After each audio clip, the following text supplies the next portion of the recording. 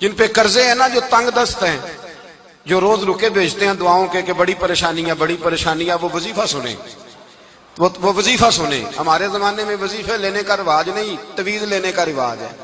لینا چاہیے، تویز بری چیز نہیں، اچھی چیز ہے، لیکن زیادہ کام برکت والا کیا ہے؟ اللہ اللہ کرنا۔ ایک تابعی بزرگ، تابعی ہیں، صحابی کے شاگرد ہیں، فرماتے ہیں میں مسجد اقصی میں گیا، فلسطین میں مسجد اقصی میں، ایک شخص کو میں نے دیکھا، بڑا نورانی چہرہ اس کا، اور بڑا اس کے وجود کے اندر عجیب سی کشش، خوشبو دور تک پھیلی ہے۔ وہ بندہ نا نماز نہیں پڑھ رہا تھا، سجدے ہی کرتا جا رہا تھا، ایک سجدہ، دوسرا سجدہ، تیسرا سجدہ، اور سجدہ کرتا تو دیر تک سجدہ کرتا، پھر سجدہ کرتا تو دیر تک۔ کہتے ہیں جب وہ فارغ ہوا تو میں نے گزارش کی، کہتے ہیں جب وہ فارغ ہوئے تو میں نے گزارش کی، میں نے کہا بزرگوں ایک بات پوچھنے کو دل کرتا ہے۔ انہوں نے کہا پوچھو۔ کہنے لگے آپ اتنے سجدے کیوں کرتے ہیں؟ کہتے ہیں میں نے پوچھا تو بزرگوں نے رونا شروع کر دیا، اتنا روئے کہ ہچکی بد گئی۔ پھر میں نے کہا حضور میں نے کوئی غلط بات پوچھ لی، آپ تو پریشان ہو گئے۔ کہنے لگے پھر رونے لگے۔ میں نے پھر کہا حضور آپ، میں نہیں پوچھتا سوال، کرتے پھر رونے لگے، 3 دفعہ روئے تو کہنے لگے سنو میں رسول اللہ کا صحابی ہوں، میں نبی پاک کا، میں نے اپنے حبیب سے سنا ہے کہ جب کوئی بندہ رب کو ایک سجدہ کرتا ہے تو اللہ اس کے گناہ معاف کرتا ہے، ایک سجدہ کرتا ہے تو اللہ کیا کرتا ہے؟ بولیے، اللہ گناہ بھی معاف کرتا ہے، رب اسے نیکی بھی عطا کرتا ہے، اور اپنی بارگاہ میں اس کا درجہ بھی بلند فرماتا ہے۔ ایک سجدہ اور 3 فائدے، گناہ بھی معاف ہوئے، نیکی بھی ملی، اور درجہ بھی بلند ہوا۔ کہتے ہیں یہ کہہ کے بزرگ پھر رونے لگے۔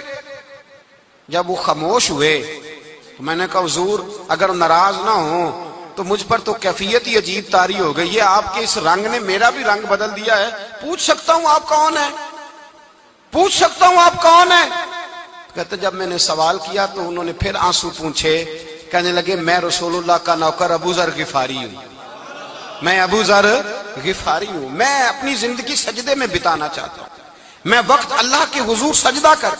ہمارے ہاں میں نے اس دن بھی کہا تھا، ہمارے ہاں لوگوں نے بہانہ بنا لیا ہے حضور بخشوا دیں گے، محفل نعت 6 گھنٹے کی، نماز 5 منٹ کی، حضور بخشوا دیں گے۔ سنو نا جنہیں حضور بخشوا رہے ہیں، حضور انہیں بتا کیا رہے ہیں؟ حضور انہیں بتا کیا رہے ہیں؟ اللہ اکبر، کیا انداز ہے۔ حضرت ربیہ بن کعب کہتے ہیں میں حضور کو وضو کرایا کرتا تھا، بخاری مسلم میں۔ ایک دن حضور نے فرمایا سل یا ربیہ، ربیہ کچھ مانگ لو، تو کہتے ہیں میں نے مانگا تو پھر میں نے بھی وہ چیز مانگی جو سب سے قیمتی تھی۔ میں نے کہا حضور جنت میں وہ والا مکان چاہیے جس کی دیوار کے دوسری جانب آپ کا حجرہ انور ہو، جس کی دوسری سائڈ پہ آپ کا گھر ہو، تو اڈی میری کاند سانجی ہو گئی، وہ والا مکان چاہیے۔ تو نبی پاک نے فرمایا جا تجھے دیا، جا تجھے، بولیے جا تجھے، کمال ہو گئی، جا تجھے دیا۔ کون دیتا ہے؟ دینے کو منہ چاہیے، دینے والا ہے سچا ہمارا، میں جا تجھے دیا۔ ایک میری بات یاد رکھنا، حضور کیا فرمایا؟ اپنی زندگی میں سجدے زیادہ کرنا۔ کیا زیادہ کرنا؟ چلو سارے بولے ایک دفعہ، کیا کرا؟ کیا زیادہ کرنے ہیں؟ تو حضور بھی فرماتے ہیں میرا جنت میں پڑوسی وہ ہوگا جو سجدے زیادہ کر کے آئے گا۔ تو میرے بھائی اگر تو سجدہ ہی نہیں کرتا، تو اس لذت سے ہی ناشنا ہے، نماز جلدی کی، باقی سارے کام لیٹ کے، مسجدوں میں بیٹھے ہیں لوگ، خوش گپیاں چل رہی ہیں، بڑی بڑی لمبی، نماز کا وقت آیا تو چھوٹی ہو گئی، فٹافٹ کرو۔ نماز، عبادت، ریاضت، یہ تو بندے کو اللہ کے قریب۔ حضرت عبداللہ بن جعفر، حضرت جعفر طیار کے بیٹے تھے، نبی پاک کی پھوپھی کے بیٹے تھے، حضرت زبیر بن عوام رضی اللہ تعالیٰ، وہ انتقال کر گئے۔ ان کا جب وصال ہوا تو 10 لاکھ دینار کا قرضہ تھا ان پر، اور جو زمین انہوں نے چھوڑی وہ زمین بنجر تھی۔ لو سن لے، جن پر قرضہ چڑھا ہوا ہے وہ نسخہ بھی سن لے۔ جن پہ قرضے ہیں نا، جو تنگ دست ہیں، جو روز رکے بھیجتے ہیں دعاؤں کے کہ بڑی پریشانیاں بڑی پریشانیاں، وہ وظیفہ سنیں، وہ وظیفہ سنیں۔ ہمارے زمانے میں وظیفے لینے کا رواج نہیں، تویز لینے کا رواج ہے۔ لینا چاہیے، تویز بری چیز نہیں، اچھی چیز ہے، لیکن زیادہ کام برکت والا کیا ہے؟ اللہ اللہ کرنا۔ کیا کام ہے؟ سجدہ کرنا برکت والا کام ہے۔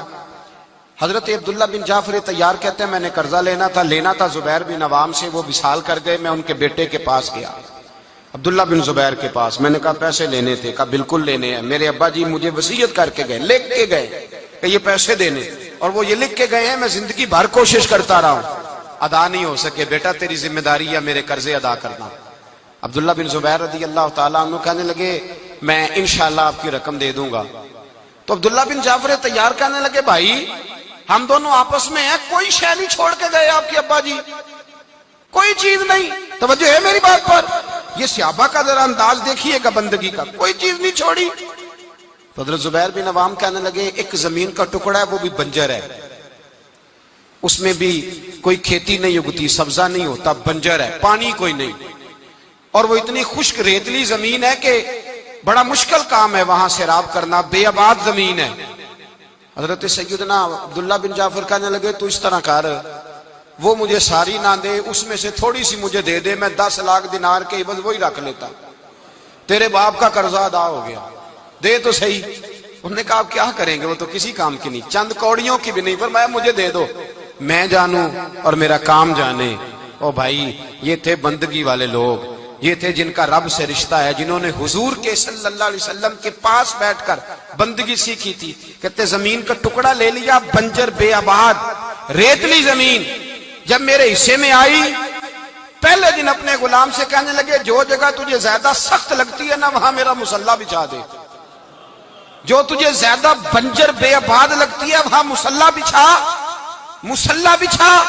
غلام نے مصلی بچھایا تو عبداللہ بن جعفر نے اللہ اکبر کہہ کے نیت باندھی. یہ حضرت جعفر طیار کے بیٹے ہیں, حضرت علی کے بھتیجے, انہوں نے نیت باندھی نماز کی, سر سجدے میں رکھا, رونے لگے, کہنے لگے اللہ میں بھی تیرا بندہ اور جس سے لینے تھے وہ بھی تیرا بندہ, خدا بندہ ہمارے درمیان مہربانی فرما, کرم نوازی کر, رحمت کا فیصلہ فرما. اتنا روئے کہ مصلی بھیگ گیا. کہتے اتنا تڑپ رہے تھے کہ صحابہ اکٹھے ہو گئے ان کے گرد, مصلی بھیگ گیا.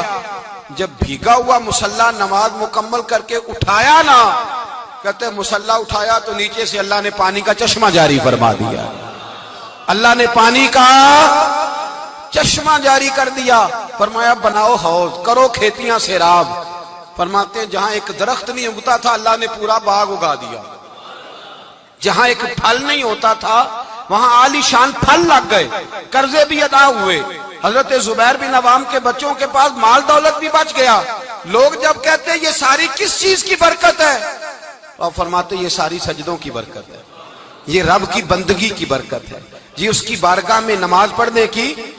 مسلمان توجہ نہیں کرتا, توجہ نہیں. جاگ رہے ہیں آپ حضرات؟ یہاں کوئی حکومت اعلان کرے نا کہ ہر نماز کے بعد 500 روپیہ, کتنا جی؟ میرے خیال کسی بھی نہیں ہونا مسیح جی, آن گے کہ نہیں؟ نہیں تھوڑے جے بول دے ہو, جیڑے نہیں بول دے ہونا تو بالکل ہی نہیں نہ ہونا, ہونا پکا پتہ لگ. اور خدا کے بندو بات سمجھو, رب فرماتا ہے تو مسجد آدھا میں تجھے برکت عطا کروں گا. کئی جگہ مسائل نہیں بنا دیے گئے, وہ چھوڑو دیے تو نفل ہے, چھوڑو دیے تو غیر مؤکدہ ہے. اعلیٰ حضرت فاضل بریلوی فرماتے ہیں جو نفل چھوڑتا ہے نا ایک وقت آتا ہے سنت کے ترک کرنا شروع کر دیتا ہے, اور تارک سنت ایک وقت آتا ہے کہ واجبات کو چھوڑتا ہے. چونکہ وہ سیلاب اچانک نہیں آیا کرتے, پہلے چھوٹا سا سوراخ ہوتا ہے, دریا کے کنارے چھوٹا سوراخ ہوتا ہے, بند نہ کیا جائے تو بڑا ہو جاتا ہے, پھر اور بڑا ہو جاتا ہے, پھر وہ سیلاب بن جاتا ہے. کیا ہوتا ہے کہ جب ہم دیر کرتے ہیں, آپ دیکھ لیں دنیا داری میں لوگ کتنے آگے نکل گئے, کتنے دنیا داری کی جو چیزیں آئیں وہ غالب ہو گئیں. میں آپ سے پوچھا ہوں جتنے لوگوں کے پاس موبائل ہیں اتنے لوگ نمازی بھی ہیں. موبائل بعد میں آ کے غالب ہو گیا سب پہ, اور نماز آپ یہ ایوریج نکالے نا, جتنے لوگ فیس بک پہ ہیں اتنے لوگ دینی تعلیم کے میدان میں بھی ہیں, پڑھنے پڑھانے کا مزاج بھی رکھتے ہیں. جتنی نصیحتیں کرنے میں آج لوگ نکلے ہوئے ہیں, کیا اتنی خیر بھی دنیا میں بٹ رہی؟ جتنی جدید ٹیکنالوجی آ گئی سب ہم نے حاصل کر لی, بری بات نہیں, ٹھیک ہے, اچھی بات. لیکن سوال یہ ہے کہ وہ باتیں جو سالوں سے ہو رہی ہیں اور جو ہمارے دین کے فرائض میں شامل ہیں ان پر عمل کب ہوگا؟ اور میں یہ بہت سارے لوگ ہیں نا دعوت دیتے ہیں کہ آپ تشریف لائیں, اس جگہ پہ آ کے کچھ بات کریں تو میں دوستوں سے کہتا ہوں تقریریں تو اب بڑی سن لی لوگوں نے، تو زمانہ ہو گیا تقریریں کرتے سنتے. سوال تو یہ ہے کہ جو سنا ہے اس پر عمل کس دن کرنا ہے؟ وہ پہلا قدم جو عمل کا ہے وہ کس دن اٹھانا ہے؟ یہ کوئی گورکھ دھندا تو نہیں ہے نا کہ نشستن گفتن برخاستن. دیکھیں نا قرآن مجید کی آیات نازل ہوتی تھی، صحابہ دوڑ پڑتے تھے عمل کرنے کے لیے. لن تنالوا البر حتى تنفقوا مما تحبون، تم بھلائی کو نہیں پہنچو گے جب تک اپنی پیاری چیز خرچ نہ کرو. تو یہ آیت ہم نے بھی سنی ہوئی ہے. میں آپ سے ہاتھ نہیں اٹھواتا، آپ خود اپنے آپ سے پوچھیں، میں اپنے آپ سے پوچھتا ہوں کب پیاری چیز لا کے خرچ کیا ہم نے اللہ کے راستے میں. لیکن جب نازل ہوئی تھی تو عبداللہ ابن عمر کو گھوڑا پیارا تھا، انہوں نے فوراً لا کے پیش کر دیا تھا. حضرت ابو طلحہ انصاری کو باغ پیارا تھا، انہوں نے فوراً لا کے حضور کی بارگاہ میں پیش کر دیا تھا. ہم کب یہ کام کریں گے؟ ہم سن رہے ہیں، ہمیں آتی ہے، ہم آگے بڑھا رہے ہیں، لیکن جلدی سے صحابہ کا یہ مزاج تھا کہ جیسے ہی ان تک خیر پہنچی انہوں نے عمل کر کے دکھایا. جیسے نصیحت ملی اس نصیحت پر وہ عامل ہو گئے. امام جعفر صادق رضی اللہ تعالیٰ عنہ سے ایک شخص نے پوچھا حضور میں دین کی خدمت کرنا چاہتا ہوں، تبلیغ کرنا چاہتا ہوں، کوئی طریقہ بتائیں. بہت سارے لوگ ہیں آج کل جو یہ چاہتے ہیں. کہا جناب مجھے نہ کوئی آپ نسخہ بتائیں، کوئی سلیقہ بتائیں، میں دین کا کام کرنا چاہتا ہوں، دعوت خیر دینا چاہتا ہوں، کوئی طریقہ بتائیں. تو سیدنا امام جعفر صادق رضی اللہ تعالیٰ عنہ فرمانے لگے آسان طریقہ ہے، اور بغیر کسی فلسفے کے، بغیر کسی الجھی ہوئی گتھی کے سلجھی ہوئی بات ہے، بالکل طے. تو دین کی تبلیغ کرنا چاہتا ہے؟ اس نے کہا ہاں. تو فرمانے لگے بڑا آسان نسخہ ہے، اگر تو دین پھیلانا چاہتا ہے، تبلیغ کرنا چاہتا ہے تو تو دین پر عمل کرنا شروع کر دے. عمل کے بڑے اثرات ہوتے ہیں. عمل، حضرت باجید بستامی فرمایا کرتے تھے جس نے ہماری خاموشی سے کچھ نہیں سیکھا وہ ہماری تقریر سے کیا سیکھے گا. یہ جو عمل ہوتا ہے یہ اتنی بڑی خاموش تبلیغ ہے، اتنی بڑی. امام جعفر صادق فرمانے لگے تو عمل کر، وہ تیرا عمل کرنا. آپ پڑھیں گھر میں نماز، آپ کے بچوں کو شوق ہو جائے گا. آپ کھولیں گھر میں قرآن مجید، آپ کے بچوں کا دل لگ جائے گا. آپ بیٹھے تسبیح لے کے کہ آج میں نے آدھا گھنٹہ محبوب کی بارگاہ میں درود و سلام عرض کرنا ہے، بچوں کی طبیعت لگ جائے گی. عمل جو ہوتا ہے اس کا فیض بٹتا ہے. نیکی میں آگے بڑھنے کی جدوجہد، کوشش کرنا کہ میں ذرا خیر کے کام میں آگے نکلوں. کیا کہا حضرت عمر نے؟ کبھی ہم سنتے ہیں باتیں، کبھی اس کی گہرائی میں اترو نا. سیدنا فاروق اعظم فرماتے میری ساری عمر دوڑ لگی رہی کہ میں ابو بکر صدیق سے نیکیوں میں آگے نکل جاؤں. ساری زندگی میری دوڑ رہی، جد و جہد رہی کہ میں ابو بکر صدیق سے آگے. 2.5% زکوٰۃ ہے. عمر کہتے ہیں میں 50% لے کے آیا تھا، لیکن میں 50% پہ پہنچا تھا تو ابو بکر 100% پہ پہنچ گئے تھے، وہ سارا ہی لے آئے تھے. میری دوڑ رہی، جد. یہاں بھی دوڑ ہے. میری عزت کرو، میرے آنے پہ کھڑے ہو جاؤ، معاذ اللہ میرا اکرام کرو، میں فلاں صاحب ہوتا ہوں، قبیلے میں، برادری میں، سوسائٹی میں، سماج میں یہ نام رکھتا ہوں، میں فلاں سیاسی، سماجی، فلائی، رفائی تعارف رکھتا ہوں، میرا فلاں معاملہ ہے. یہ اس مزاج میں دوڑ لگ گئی، اس طبیعت کی دوڑ لگ گئی. مجھے بھی مانا جائے، مجھے بھی گنا جائے، مجھے بھی شمار کیا جائے، میرا بھی نام ہو جائے، مجھے بھی اگلوں میں رکھا جائے، قرب والوں میں میرا بھی تذکرہ کیا جائے. جو دوڑ ہمیں بتائی اور سکھائی گئی تھی اس دوڑ میں ہم شریک کیوں نہیں ہوتے؟ اس میں آگے کیوں نہیں نکلتے؟ وہ جو ہمیں فرمایا گیا تھا کہ تمہیں پتہ چل جائے پہلی صف کا ثواب کتنا ہے تو تم قرآن اندازی کرو. تو یہ قرآن اندازی کس دن ہونی ہے؟ یہ والی قرآن اندازی کس دن ہونی ہے؟ لیکن وہ قرآن اندازیاں تو ہو رہی ہیں عمرے کے ٹکٹ کی. اتنے عمرے کے ٹکٹ، اتنے عمرے کے، اچھی بات ہے، اس کی بھی کوئی مخالفت نہیں، لیکن جو کام جس میں آگے بڑھنا تھا، جس میں جد و جہد کرنی تھی، جس میں دوڑنا تھا، جس میں کاوش کرنی تھی، اس میں تو ہم پیچھے ہیں. زندگی اتنی تیزی سے گزر رہی ہے، آپ یقین کریں پیچھے پلٹ کے دیکھتے ہیں تو پتہ ہی نہیں چلتا کتنے سال بیت گئے. بھی ایسے لگتا ہے کل ہی تو ابھی داخل کرایا تھا گھر والوں نے اسکول میں، ابھی اگلے دن کی بات ہے دارالعلوم میں داخل ہوئے تھے اور اتنے سال بیت گئے، اتنا وقت گزر گیا۔ ہم عجیب مزاج کے لوگ ہیں، یہ چاہتے ہیں کہ ہمارے بچے بڑے ہو جائیں، یہ نہیں چاہتے کہ ہم بوڑھے ہو جائیں۔ دیکھیں اگر بچے بڑے ہوں گے تو لازمی نتیجہ ہے کہ ان کے بڑے، لیکن ہم دونوں باتوں میں اپنا مزاج رکھتے ہیں، بچے بھی بڑے چاہیے ہمیں اور ہم خود بھی اپنے آپ کو بوڑھا تسلیم کرنے کو تیار۔ ماشاءاللہ جی میرا بیٹا جوان ہو گیا، تو جناب آپ کیا ہو گئے؟ اب آپ بھی تو بتائیں نا، آپ کہاں پہنچ گئے؟ وہ کیا دور تھا جب کہتے تھے میرے بیٹے کو میرا جوتا پورا آنے لگا ہے۔ جیسے جیسے بچے بڑے ہوتے تھے والدین کے لہجے میں ٹھہراؤ آتا تھا، ان کی 5 نمازوں کے ساتھ تہجد بھی شروع ہوتی تھی، اشراق اور چاشت بھی شروع ہوتی تھی۔ وہ چاہتے تھے کہ ہمارے بچے ہمیں زیادہ سے زیادہ خیر کرتا دیکھیں، وہ اپنے لفظوں پر، جملوں پر، زبانوں پر، انداز پر کنٹرول کرتے تھے۔ میاں بیوی ایک دوسرے سے کہتے تھے اب لڑنا نہیں ہے، بچے اثر قبول کرتے ہیں، بڑے ہو گئے، اب ہمیں ماحول اور طرح کا بنانا ہے۔ کب آگے نکلیں گے نیکیوں میں؟ کب ہم جد و جہد کریں گے؟ کب ہم یہ والا کام کریں گے کہ نہیں اب مجھے سنور جانا چاہیے، نہیں اب میرے اندر مثبت تبدیلی آنی چاہیے، نہیں اب مزاج میں حلم، بردباری، وقار، وفاداری، یہ چیزیں مجھے پیدا کرنی چاہیے؟ کب بچپنا ختم ہوگا؟ وہ کسی درویش نے کہا تھا نا کہ میں نے 22 سال کے بوڑھے دیکھے اور میں نے 65 سال کے بچے دیکھے۔ کہا جناب کیا مانا؟ کہنے لگے مانا یہ ہے کہ بزرگی سمجھ کے ساتھ ہوتی ہے، عمر کے ساتھ تھوڑی ہوتی ہے۔ وہ تو سمجھ کے ساتھ ہے، جس دور میں سمجھ آ گئی، شعور آ گیا، سمجھ گئے بات کو۔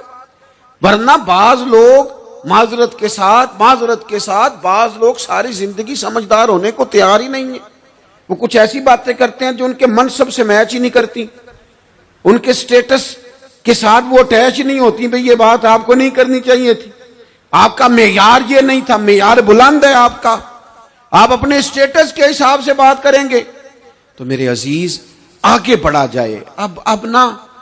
اب تو کئی ہمارے کلاس فیلو چلے گئے، کئی ساتھ رہنے والے چلے گئے، کئیوں کو ہم دیکھتے ہیں وہ کہتے ہیں یار مہینوں ہو گئے چارپائی پہ پڑے، ملاقاتیں ادھوری رہ گئی ہیں، کئی باتیں ضروری رہ گئی ہیں، کئی لوگ رخصت ہو گئے، تو کیا ہم کب کس وقت ہم عبرت پکڑیں؟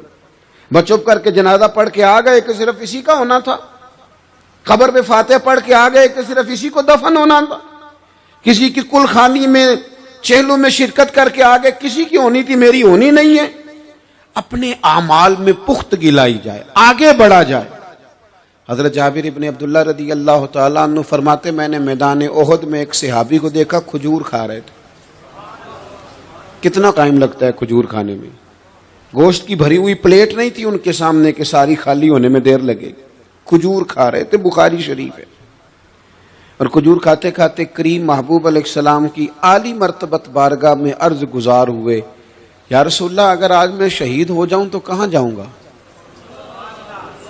تو حضور نے فرمایا جنت میں۔ حضرت جابر ابن عبداللہ فرماتے ہیں وہ بات انہوں نے سنی تو وہ جو کھجور کھا رہے تھے وہ باقی کے منہ سے نکال دی۔ کیا مانا؟ کہیں کھجور کھاتے کھاتے دیر نہ ہو جائے، کہیں دیر نہ ہو جائے۔ وہ کھجور نکال دی اور میدان میں اترے اور وہ لڑے اور انہوں نے جد و جہد کی اور وہ اسلام کا نام لے کر ڈٹ گئے، رسول اللہ صلی اللہ تعالی علیہ وسلم کے پیغام پر کھڑے ہو گئے، اللہ نے انہیں شہادت عطا کر دی۔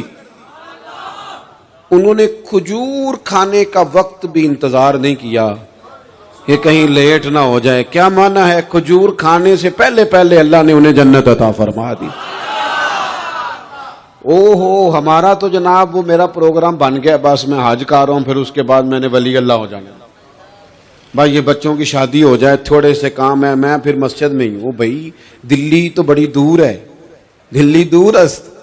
یہ آپ جو باتیں سنا رہے ہیں یہ تو لمبی ساری بات ہے، یہ تو کام شروع کر دینا چاہیے تھا، اس پر تو عمل شروع کر دینا، روکا کس نے؟ آپ بچوں کے بیاہ بھی کریں لیکن ساتھ حضور کی بارگاہ میں درود و سلام بھی پیش کریں۔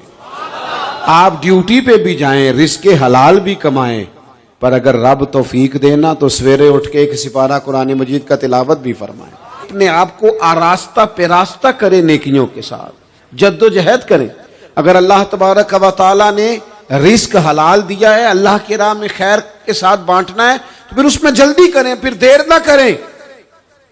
جوانوں، جس طرح سیر کرنے کا عمر جوانی ہے نا، کھانے پینے کا عمر جوانی ہے، اور کہیں آنے جانے کا ٹائم جوانی ہے، میں سچ بتاتا ہوں عبادت کرنے کا ٹائم بھی جوانی ہے، دین کی نوکری کرنے کا وقت بھی جوانی ہے، ذکر کرنے کا ٹائم بھی جوانی کا ہے، درود و سلام عرض کرنے کا ٹائم بھی، کعبۃ اللہ کے پھیرے کا مزہ بھی جوانی میں، اور حضور کی محبت میں رونے کا مزہ بھی جوانی میں، ان کا نام لے لے کے جینے کا مزہ بھی جوانی میں، ان کے تذکروں کا مزہ بھی جوانی میں۔